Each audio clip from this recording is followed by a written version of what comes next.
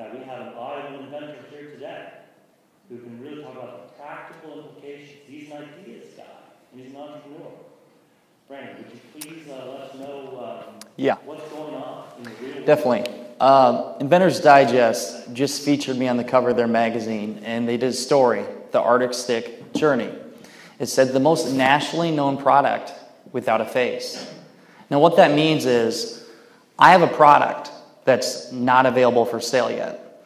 And I'm telling you my story, it'll have a meaning behind it, but the purpose of it is I'm telling you my failures and telling why it's so hard for an inventor to have a product succeed. So it started back in 2011. I had an idea to keep a bottled beverage colder longer. I grew up in a family ice business, and yes, you can actually make money at selling frozen water. So I got in that business with my dad, and I had this idea to keep a bottled beverage colder longer.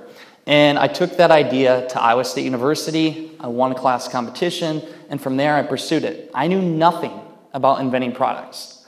And I soon found out it's expensive, and it's a lot of work. And it doesn't happen overnight, and you don't go on Shark Tank and make millions of dollars overnight. That's what everybody thinks. So, broke out of college, what I did is raise $10,000, family, friends, and fools, paid it back since. I worked extra jobs on the weekends. I won competitions, success story after another, but it was hard. And from the beginning, I had filed from the provisional patent and trademarks and everything else. And I went through the struggle, and many people tell you it'll never happen, or they say that you will fail. And most of them, in their minds, they think so because it is rare for you to succeed with this business.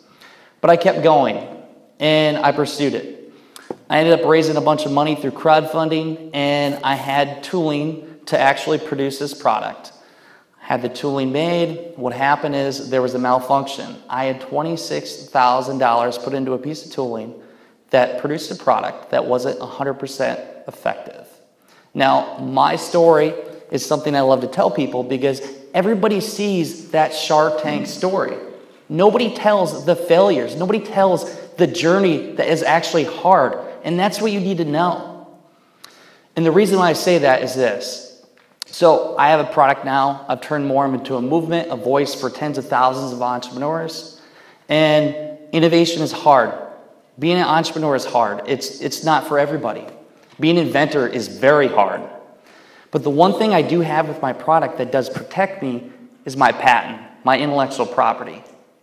And right now what is going on is called the H.R.9 Act. And I've been introduced to this, and what it does to make it simpler terms for you is it basically weakens my patent and favors the big companies, the people with millions of dollars. And if this goes through, what it does is basically makes my patent worth nothing, makes it where nobody will invest in my company, which I need investment to pursue it further, and makes innovation discouraged. And if we do that to our country, if we take away innovation, then what will our future be? It is very hard. I've spent 3 years of my life and close to $100,000 on my own money, pain, sweat, tears, and I've worked my butt off to get to this point. And if all that's for nothing, what makes you think that other inventors, other entrepreneurs out there are going to go after their dreams, after their idea, if they know that some big company is going to come in and steal their idea and it is all for nothing? The Steve Jobs, the Andrew Carnegies, the Thomas Edisons that built this country built off of innovation and creativity.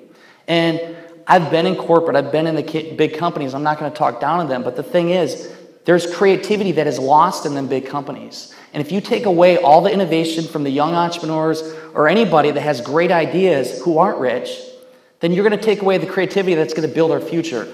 So to end on that is, what I'm saying is, H.R.9 is bad for our country, is bad for inventors, and is bad for innovation, and is bad for the future of our country. So if anybody can help in any way, help support me, go to Washington, please speak against H.R.9. It kills my patent, it kills everybody else, and I appreciate your support. Thank you.